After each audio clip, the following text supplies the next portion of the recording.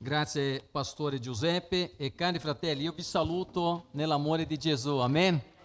È una gioia poter essere qui e poter celebrare il nostro Signore e ancora di più, ossia poter condividere, grazie carissimo, Signore ti benedica, e poter condividere questo tempo di parola del Signore. Io vorrei incominciare con una frase di Oswald Chambers e lui fa la domanda: hai mai sentito paura nella tua vita? Quanti di voi avete mai sentito paura? Magari la domanda sarebbe: quante volte abbiamo sentito paura nella nostra vita? Allora lui continua dicendo che la paura è la cosa più naturale del mondo, ossia è naturale avere paura, è la prova più evidente che la grazia di Dio è all'opera nei nostri cuori.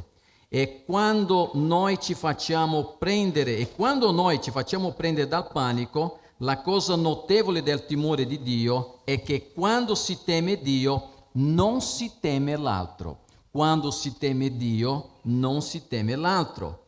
Non si teme niente altro. Mentre se non si teme Dio, si teme tutto il resto. Quindi noi possiamo per esempio immaginare come si sentono i nostri fratelli che sono in Iran. La chiesa che in questo momento più cresce nel mondo è in Iran. Ed è una cosa incredibile, perché se noi pensiamo oggi a quello che vivono, a quello che affrontano questi fratelli, e sentire questa frase di Oswald Chambers, ossia se tu temi Dio non temere tutto il resto, ossia loro vivono in un contesto di oppressione, un regime che da decine di anni sta lì a opprimere il cuore delle persone. Allora cari, noi questa mattina, dando continuità in questo cammino, questo percorso nella prima lettera dell'Apostolo Pietro, noi vogliamo sia, come già abbiamo cantato questa mattina, vivere con il Signore con amore e rispetto. Questo è il tema di questa mattina e noi vogliamo leggere la lettera di Pietro, prima Pietro, capitolo 1, dal versetto 17 al versetto 21. Prima Pietro capitolo 1, dal versetto 17 al versetto 21.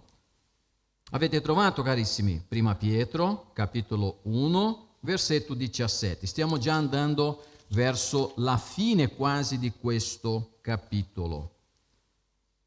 La parola del Signore dice: e se invocate come Padre colui che giudica senza favoritismi secondo l'opera di ciascuno, l'Apostolo dice: comportatevi con timore durante il tempo del vostro soggiorno terreno, sapendo che non con cose corruttibili, con argento o con oro, siete stati riscattati dal vano modo di vivere, tramandatovi dai vostri padri, ma con il prezioso sangue di Cristo, con quello di un agnello senza difetto né macchia, già designato prima della creazione del mondo.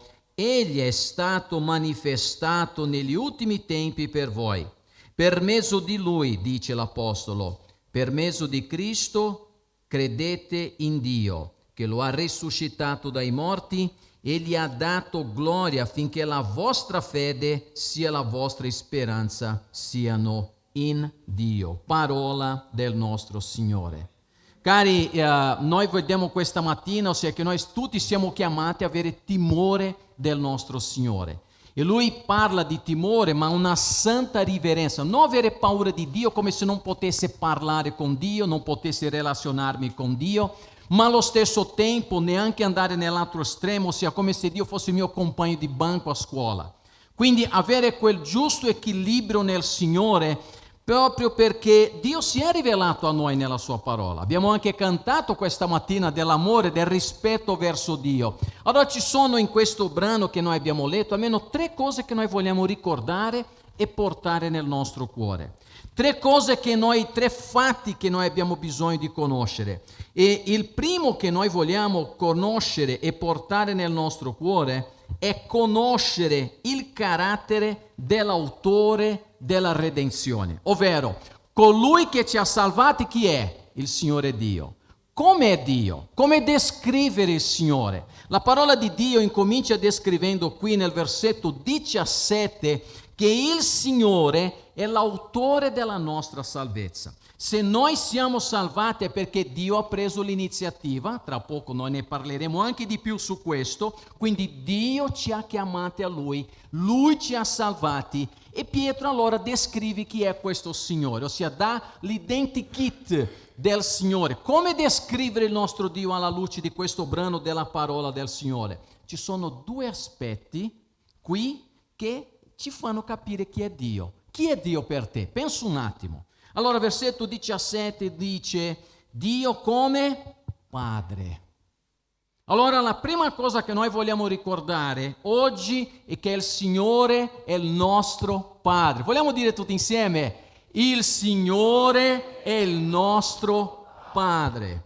E allora, cari, questa è una cosa bellissima, perché in altre fedi, per esempio, i musulmani non chiamano Dio, il loro Dio, che non è il Dio di Abramo, di Isacco e di Giacobbe, loro non chiamano Padre.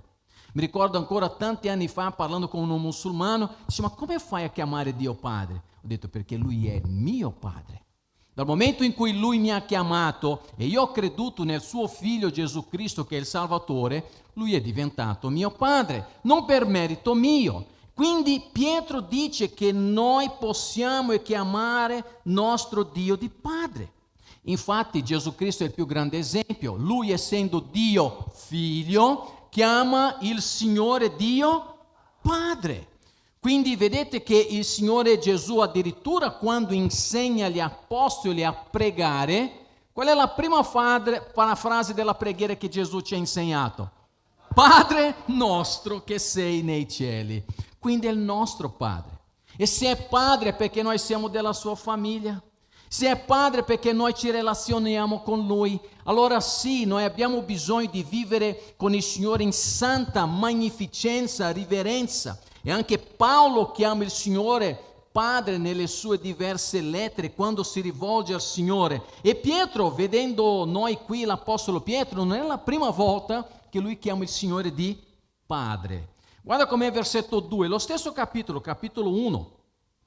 Eletti secondo la prescienza di Dio Padre. Versetto 3, benedetto sia il Dio e Padre del nostro Signore Cristo Gesù. E ora nel versetto 17, quindi la terza volta, nello stesso capitolo, Lui sta inchiodando a noi, ci sta dando questa verità, e se invocate come Padre, Signore, noi ti invochiamo oggi. E noi invochiamo il Signore nella nostra vita. Allora, come descrivere? Immagina oggi, pensando a questa figura, padre e figli, come descrivere il rapporto oggi dei genitori con i figli? È come era una volta. Magari una volta era molto severo, no? Nel senso, il padre non si rivolgeva nemmeno una parola ai figli. Tu sei di quel tempo, di quel periodo? Alcuni sì, no? Infatti, magari il periodo dei nonni, bisnonni, o anche forse tuo babbo era così, non lo so. Magari babbo bastava dare quell'occhiata e tu come un ghiacciolo scioglievi, no? Davanti alla presenza del padre, questo padre molto severo, però la verità è che questo può cambiare in base al contesto culturale, sociale, economico, familiare. E allora in molti contesti c'è una affettuosità, ossia essere affettuoso, una devozione verso i genitori con una forte enfasi sulla famiglia, quindi c'è una relazione molto stretta con il papà, con colui che è il responsabile per la famiglia.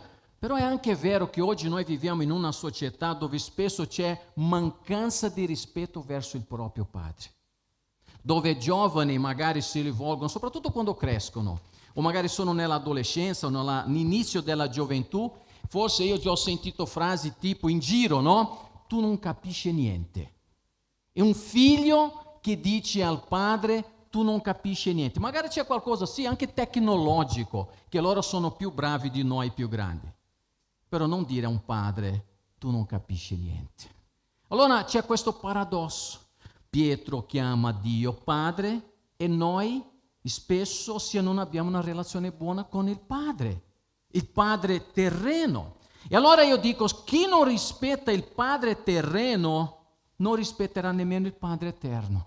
Se tu non sai avere una relazione con tuo Padre, come fai ad avere una relazione con il Signore che è il Padre dell'umanità, che che è colui che ha creato ogni cosa. Quindi vediamo questa diminuzione di rispetto e vediamo questa influenza della cultura dove tutto è centralizzato sull'essere individuo, ossia l'individuo è più importante della famiglia, è più importante del gruppo, e allora la famiglia alla fine che cos'è? Non è un gruppo, non è un nucleo, ma sono diversi pezzi separati che magari stanno insieme nella stessa dimora, stessa abitazione, ma sono separati nella pratica, perché non c'è veramente, ossia una relazione profonda che lega queste persone.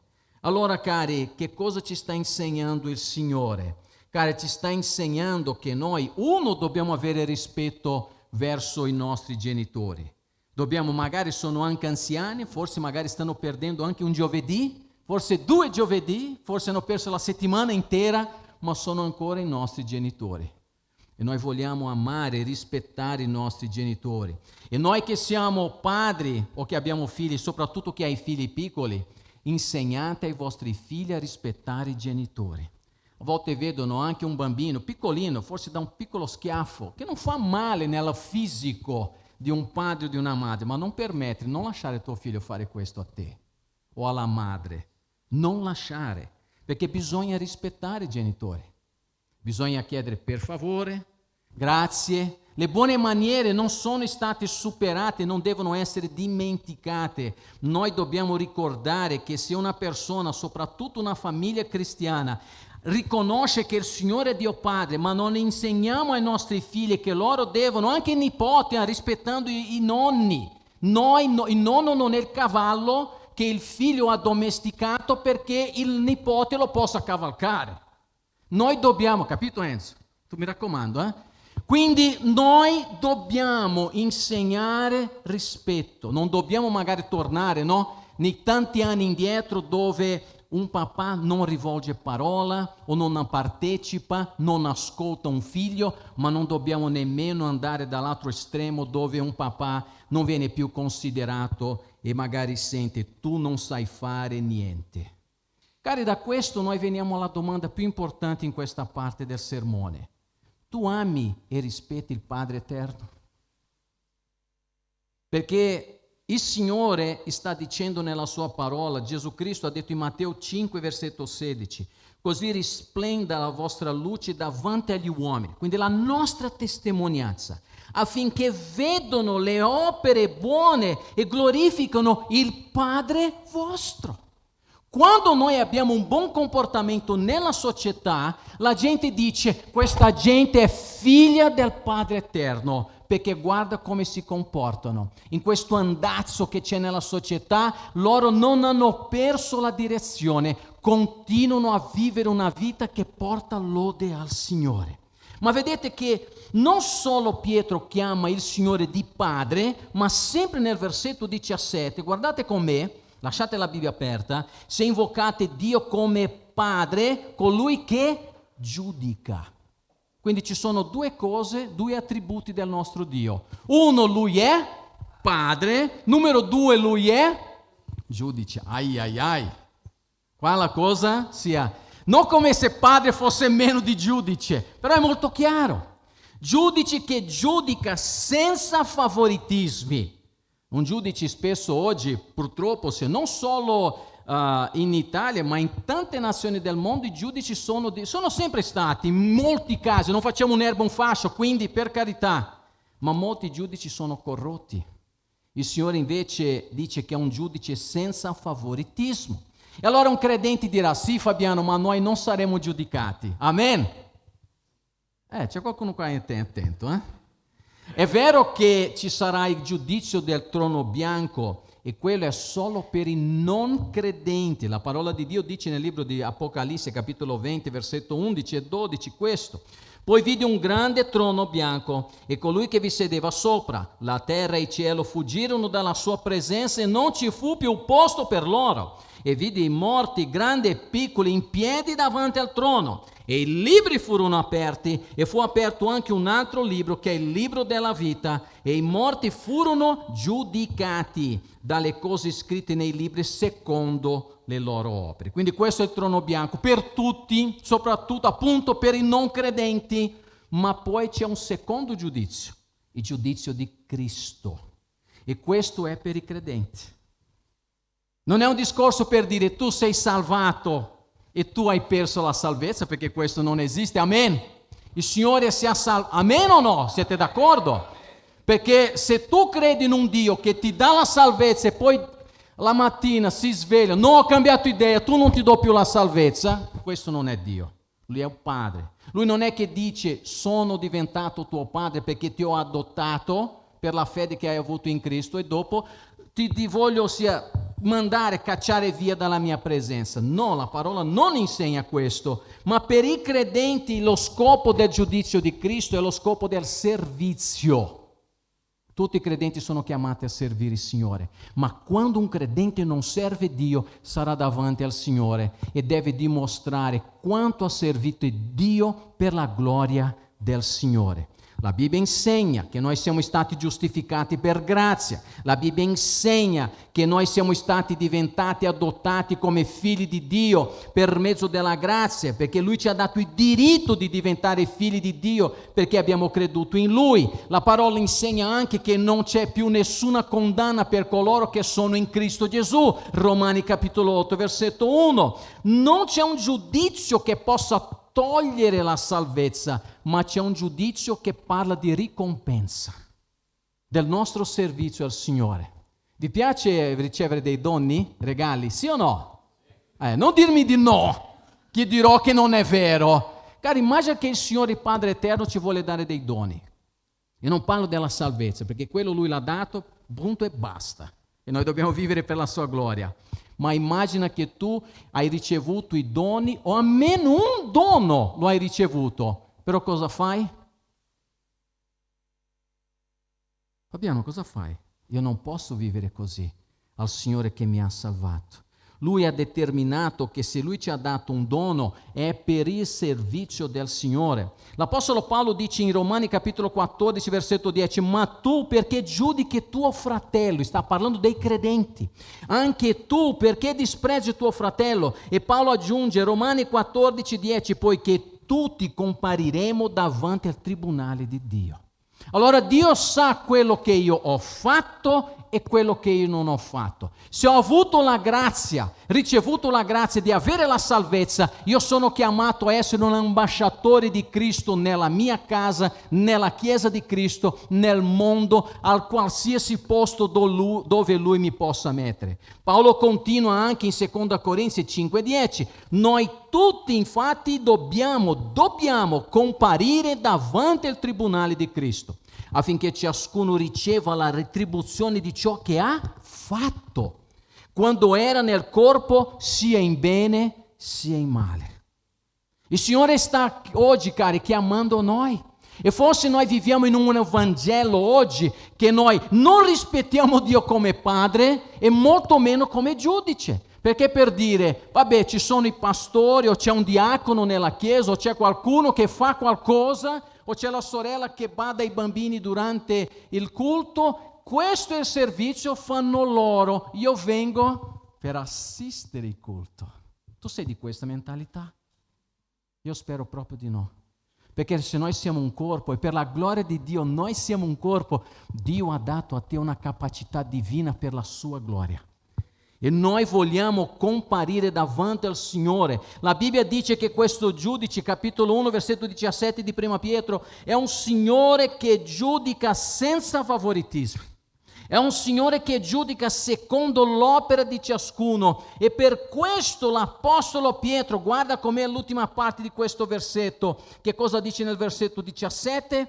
Se noi abbiamo il Signore come Padre, colui che è anche giudice, che giudica senza favoritismi, secondo l'opera di ciascuno, guarda l'ultima parte, come dobbiamo comportarci? Comportatevi con timore durante il tempo del vostro soggiorno terrestre.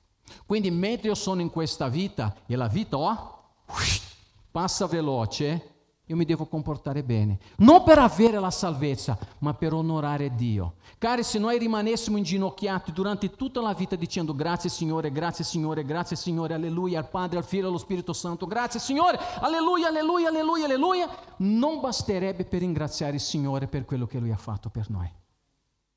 Allora se io vivo in quella, penso, no, immaginate che questo è un bancomat, io mi prendo il bancomat solo quando mi serve, e allora penso che Dio sia come un bancomat, lo cerco solo quando mi serve. O magari la Chiesa di Cristo è diventato come Eurospin, Conad, Famila, Lidl, Aldi, io vado dove ci sono le offerte, ma non sono mai cliente fisso di nessuno. Se io sono membro di una Chiesa, io devo servire il Signore con devozione. Io devo amare il Signore durante il mio soggiorno terrestre, proprio come il Padre vuole che noi facciamo, perché come il Padre, cari, Egli non smette di essere giudice. Allora noi siamo nella posizione in cui non importa come o cosa noi stiamo facendo, in quale ministero stiamo servendo, il Signore vuole che noi possiamo amare Lui con santa e benedetta riverenza nel nome del nostro Signore Cristo Gesù. Allora io ti invito oggi, mentre siamo qui in questo soggiorno terreno, vuol dire anche se tu hai casa di proprietà, tu sei di passaggio. Anche se tu hai residenza in un paese, in una città e hai un certificato di residenza, tu sei straniero. Noi su questa faccia della terra siamo tutti extracomunitari, perché noi siamo di passaggio, non apparteniamo a questa terra, noi apparteniamo a quella che il Signore si sta preparando. Quindi non vivere come se il Signore non dovesse mai più tornare, come se tutto dovesse essere qui in questa sfera. Tutto questo passerà. Allora io mi devo preparare per incontrare il Padre Eterno, il giudice che giudica senza favoritismi, perché è tutto temporaneo, è quello che l'Apostolo Pietro ce lo sta dicendo. Io voglio essere dunque come un figlio obbediente. Noi vogliamo essere figli obbedienti, vogliamo ricordare del carattere del nostro Dio e chiamare il Signore Abba, ovvero papà, Padre, io ti amo. Guarda, vedi se c'è in me qualcosa che non va bene con la mia vita con te, perché io possa portare gloria al tuo nome, perché se io sono veramente un figlio, io voglio che se tu sei diventato per grazia mio Padre, io voglio vivere una vita che porta gloria al Signore e non dia spazio al peccato. Nel nome di Gesù, nel nome di Gesù. Cari, questo è, se non mi sbaglio, l'ultima domenica del mese di gennaio. Un mese di questo anno, già è andato via. Come saranno gli altri 11 mesi? La mia relazione con Dio. Noi non possiamo vivere sempre uguale all'anno passato. Noi dobbiamo vivere in novità di vita perché noi vogliamo crescere nel Signore. Vivere una vita di obbedienza, di santità, di rispetto verso Dio. Allora ho detto 3 fatti. Il primo è conoscere i caratteri di Dio. Lui è Padre e giudice. Noi siamo chiamati a vivere in santità e riverenza a Lui. Ma dopo Pietro parla di un altro fatto che è importantissimo, che è il costo della redenzione.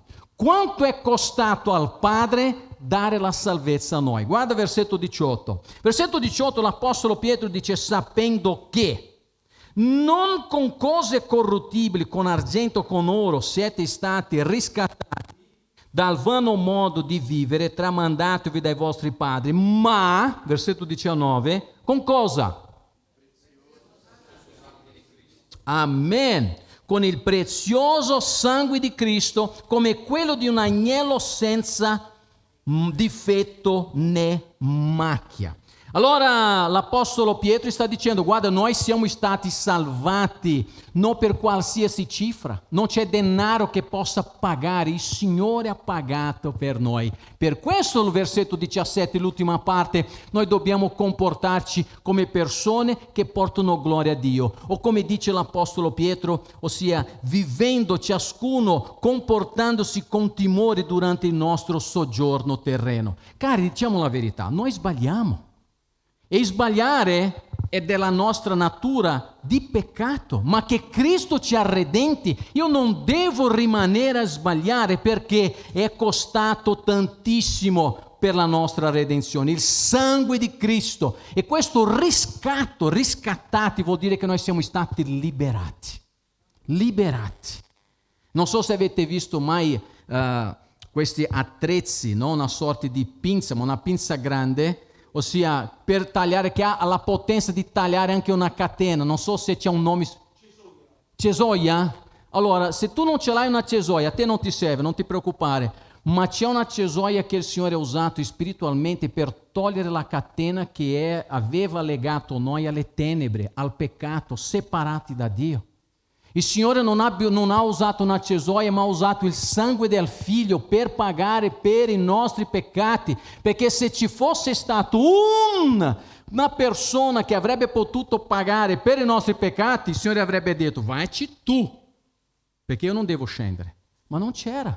La Bibbia dice che tutti noi siamo peccatori, separati dalla gloria di Dio. Allora quell'idea proprio che il Signore prende gli schiavi dell'Egitto, libera, conduce questa gente, e il Signore ci sta conducendo in una vita relazionale con Lui, perché Lui è diventato il nostro Signore, Dio, Padre, Salvatore della nostra vita. E questo è: noi non siamo più schiavi perché Cristo è morto per noi. Non possiamo dire il peccato è più forte di me. No, Signore, sono stato riscattato nel nome di Gesù. Dobbiamo dire: diavolo, vai via dalla mia vita. Ci sono vizi, vai via dalla mia vita. Ci sono cattivi pensieri, vai via nel nome di Gesù. Magari domani mattina hai sbagliato, cosa fai? Metti il ginocchio in terra, prega al Signore, legge la parola, chiedi perdono a chi deve chiedere e continua la tua vita con il Signore, perché il diavolo verrà e dirà: vedi come ti comporti? E allora magari uno si abbatte, e lui è venuto per rubare, ammazzare e distruggere. Noi dobbiamo reagire perché c'è potenza nel sangue di Gesù. Cari, non sono cose nuove quello che Pietro ci sta dicendo. Però se noi veramente abbiamo capito quello che Cristo ha fatto, ovvero che Lui ha portato il peso del peccato, che Lui è venuto per togliere il peccato, che Lui è venuto per essere sacrificio per il nostro peccato, che Lui è venuto per essere la propiziazione che ha pagato per il nostro peccato, che Lui è venuto per purificare dal nostro peccato, che Lui è venuto per perdonarci e redimerci. E allora quando il diavolo ci vede, dice: c'è scritto proprietà di Gesù Cristo, e non ci può toccare. Non ci può toccare, ci può tentare, ma non ci può togliere dalla potente mano del nostro Signore. Nessuno rapirà dalla mia mano, ha detto Cristo Gesù, colui che ha enfrentato le tenebre, ha affrontato la morte, ha affrontato ogni cosa, perché Lui è il Signore e noi possiamo dipendere da Lui, perché Lui ha dato la sua vita, ma è risorto dai morti per redimerci, per salvare. Allora la domanda è: abbiamo capito quanto è costato? Perché a volte un figlio non capisce i sacrifici che fa un genitore. Non è così che diciamo sempre? Allora la domanda è: ma noi abbiamo capito i sacrifici che ha fatto il Signore per noi? Perché se tu hai capito il sacrificio che tu fai per un figlio, per un nipote, noi non possiamo capire anche quello che Dio ha fatto per noi? E dire: Signore, non sono perfetto, ma tu mi stai perfezionando attraverso la parola, la preghiera, la comunione fraterna, la santificazione. C'è un problema, c'è una soluzione, si chiama Gesù Cristo il Signore. E noi dobbiamo comportare con questa comprensione che è costato troppo. Io non posso prendere il sacrificio di Gesù e mettere nel bidone. Io non posso pensare che non valorizzo più quello che il Signore ha fatto, perché il timore, la comprensione di quello che Cristo ha fatto mi porta ad avere timore e riverenza per il Signore, perché sono tentato, ma quando sono tentato lo Spirito Santo parla e dice: non farlo, è costato troppo al Signore salvare te. Allora allontanati dal male e prega nel nome di Gesù. E la prossima volta che tu sarai tentato, cosa dobbiamo fare? Signore, è costato troppo a te, non mi posso permettere io devo vivere con il mio Signore, con questa enorme, profonda enormità della potenza dell'amore del nostro Signore, questo amore incondizionato che il Signore ha dato per noi. Tutto quello che Lui ha fatto per noi vogliamo sempre di più confidare nella potenza del Signore. Infatti, 1 Pietro 1,19, lo leggo ancora, ma ci ha salvati come? Vogliamo dire versetto 19 tutti insieme? Come ci ha salvato? Ma con il prezioso sangue di Cristo, quello come di un agnello senza difetto né macchia. Queste parole mi ricordano molto quello che Giovanni Battista, in Giovanni, Vangelo di Giovanni, capitolo 1, versetto 29, dice: ecco l'agnello che toglie il peccato del mondo. Cosa ha detto Giovanni Battista al Signore? Signore, ma io non sono degno nemmeno per di slacciare i sandali, quanto più di battezzare te. Lui è riconosciuto. Spesso Giovanni Battista ha detto: Signore, che tu cresca e che io diminuisca. E questa è la chiave. Quando noi abbiamo timore di Dio, noi ci abbassiamo e il Signore cresce. Quando è l'incontrario, noi cresciamo, il Signore diminuisce, il peccato prende sopravvento nella nostra vita. E noi siamo trascinati da questo mondo tenebroso, ma noi siamo stati salvati attraverso il sangue dell'agnello. È così potente il sangue di Cristo che è bastato una sola volta il suo sacrificio. Lui ha pagato per i peccati di coloro che Lui ha scelto prima di Lui e dopo di Lui. Noi che siamo qui oggi. Questa è la potenza del nostro Signore. Questa immagine dell'agnello pasquale, del Signore che salva noi. Stamattina il pastore Giuseppe ha letto Ebrei capitolo 12, no? Giusto? Capitolo 9 di Ebrei, versetto 14 dice: quanto più il sangue di Cristo, che mediante lo Spirito eterno offrì se stesso puro di ogni colpa a Dio, purificherà la nostra coscienza dalle opere morte per servire il Dio vivente. Incomincia a pregare: Signore, io voglio la tua parola nel mio cuore perché tu possa trasformare la mia mente. Come dice qui l'autore agli Ebrei, perché io voglio servire il Dio vivente. Non voglio servire il male, non voglio servire il diavolo, non voglio servire il mio ego, io voglio servire il Signore. Questa è la tua preghiera. Apri gli occhi, Signore, grazie per un'altra giornata di vita. In questa giornata io voglio glorificare il Padre, il Figlio e lo Spirito Santo. Amen.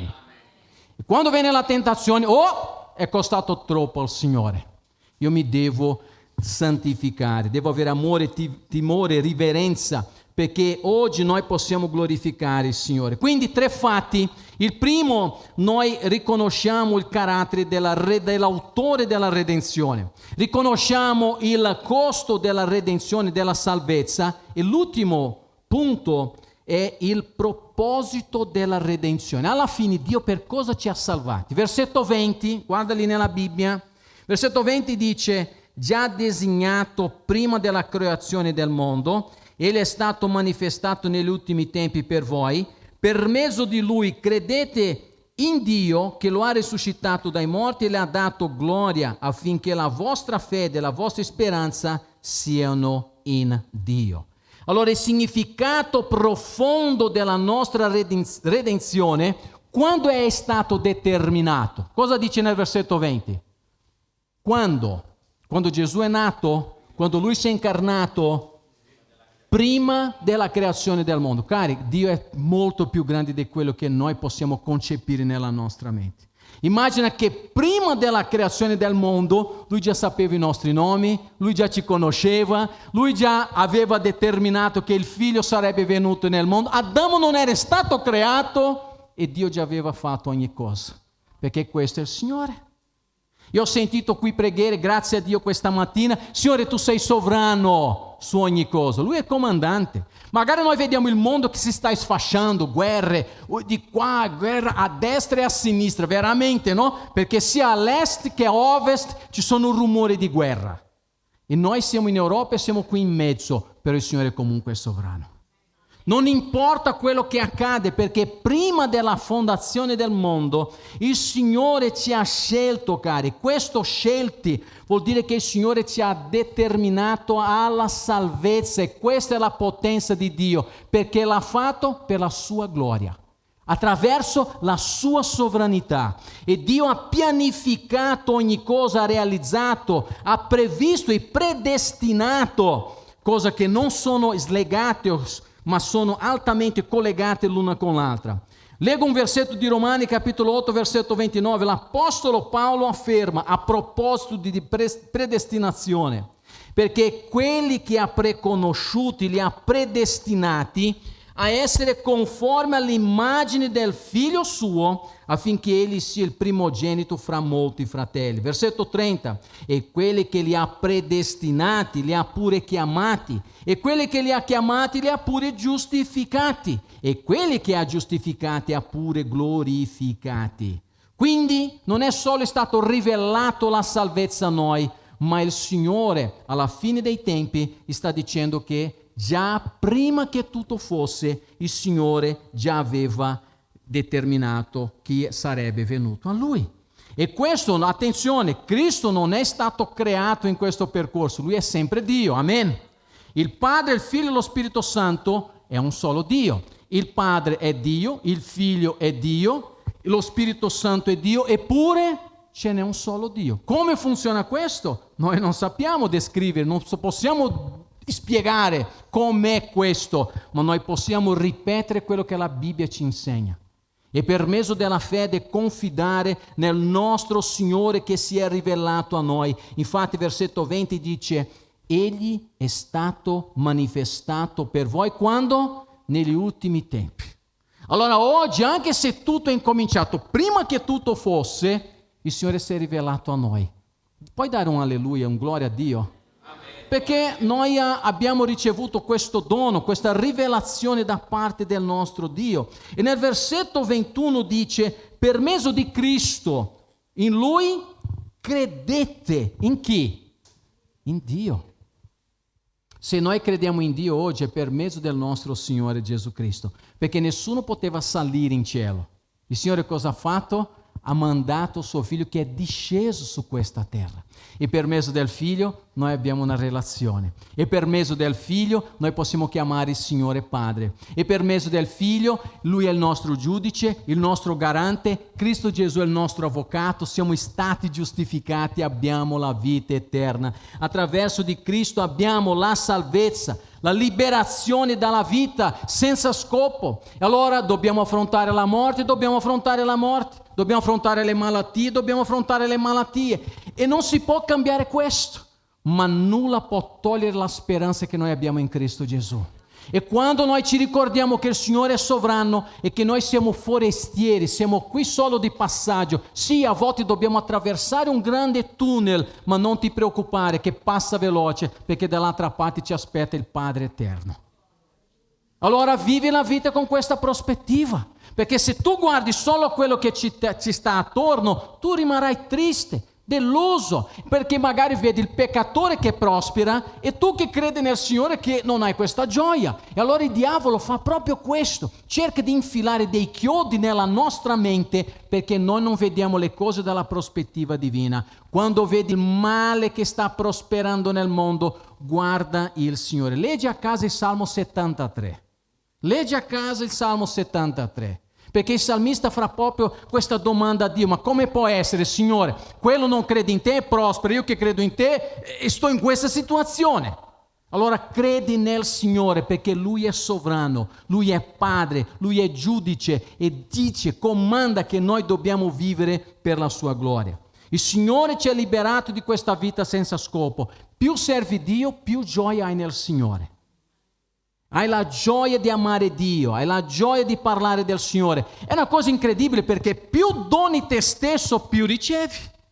Più ami il Signore, più amore avrai. Più credi in Dio, più potenza dello Spirito Santo avrai nella tua vita. Ma un credente che non prega, un credente che non legge la Bibbia, un credente che non si relaziona con la sua Chiesa, che non serve a Cristo, muore. È triste.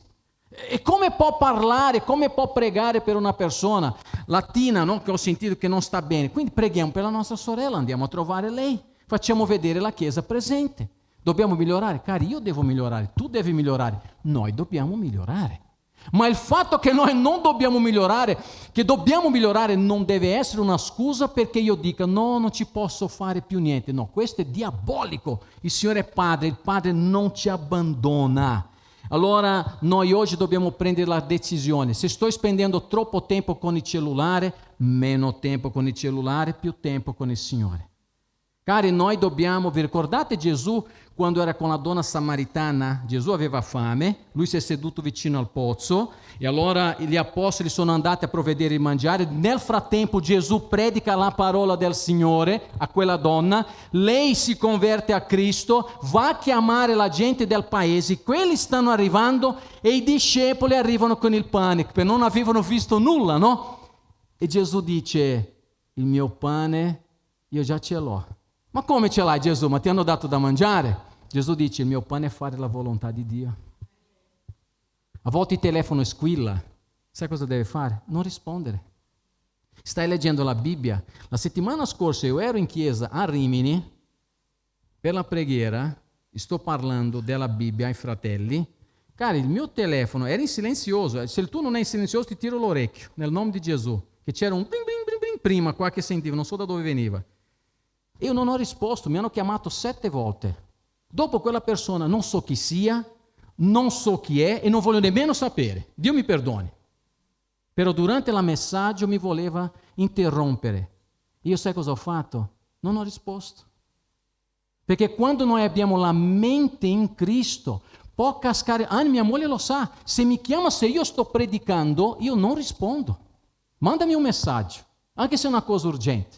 Una volta ho creato inimicizia con una persona perché non era qui in questa chiesa, perché voi, per dire, grazie al Signore avete capito, no? Sto predicando la parola, una persona mi voleva interrompere per salutarmi perché doveva andare via. Non è che ha fatto così da lontano, voleva proprio venire a salutarmi. Mi ha detto, no, a te non ti saluto, io sto predicando, sto parlando da parte di Dio. Ma io mi devo fermare per salutare te. Io ti voglio bene, però adesso voglio bene più a Dio. Io devo fare la volontà, il mio cibo è fare la volontà di Dio. E la tua volontà, il tuo cibo qual è? Quindi cari, io devo prendere una decisione. Se il Signore magari riceve un messaggio, io oggi non posso venire perché, non lo so, mi è successo qualcosa, non so nemmeno spiegare, non vengo in chiesa. Perché cari? Allora quell'impegno, quella devozione, questa trasformazione dell'abitudine del parlare, del pensare, delle nostre priorità, dedicare più tempo a quello che ci porta frutto, modificare le abitudini in casa, a volte deve dare un cicchetto, a volte deve dare un forte abbraccio, lo deve fare sempre queste cose, ma dobbiamo avere le giuste priorità perché il Signore è Padre, Lui è giudice, ha pagato con carissimo prezzo per la nostra vita e dice la parola del Signore che noi, ossia tutto è stato determinato da questo Signore sovrano. E Francis Schaeffer, un grande autore, lui dice l'uomo creato è stato creato a immagine di Dio e ha uno scopo, essere in relazione con Dio che è presente. L'uomo dimentica il suo scopo e quindi dimentica chi è e cosa significa la vita. Quando tu non hai una relazione con Dio, tu non hai un motivo per esistere. Non capisci qual è il tuo ruolo nel mondo. E allora la gente va cercando. Perché la gente è disperata? Perché pensano che è il sesso, che è il denaro, che è il potere? Perché pensano che si possa comprare. Ma non basta. Domanda a un multimiliardario, quanti soldi ti servono ancora? Un altro po'. Ma non è abbastanza quello che hai? Ancora di più. La gente non può mai soddisfare quello che solo il Signore ci può soddisfare. Allora questa mattina abbiamo visto velocemente 3 fatti. Il Signore parla che chi è l'autore della nostra redenzione, versetto 17, il costo della redenzione, versetto 18 e 19, e il proposito della redenzione che è nata nel cuore del Signore. Io penso che questo sia più che valido e sufficiente perché io prendo una posizione e dire Signore, manda a me. Io voglio servire il Signore durante quest'anno, nella vita di questa chiesa. Io già ho parlato con il pastore Giuseppe, noi sappiamo che ci sono persone che magari, io non so se fanno parte sono parenti di Spock, vi ricordate Spock?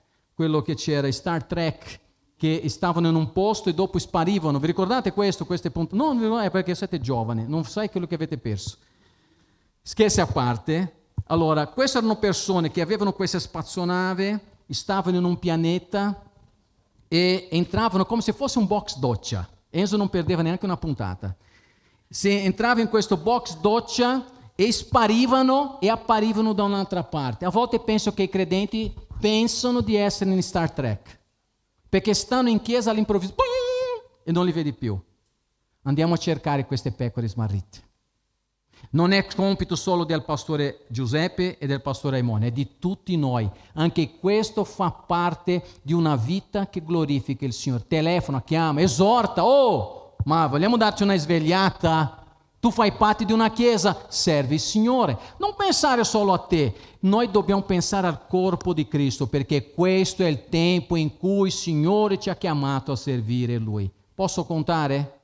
Nel nome del Signore? Amen? Amen. Alleluia. Allora alziamoci in piedi e preghiamo al Signore.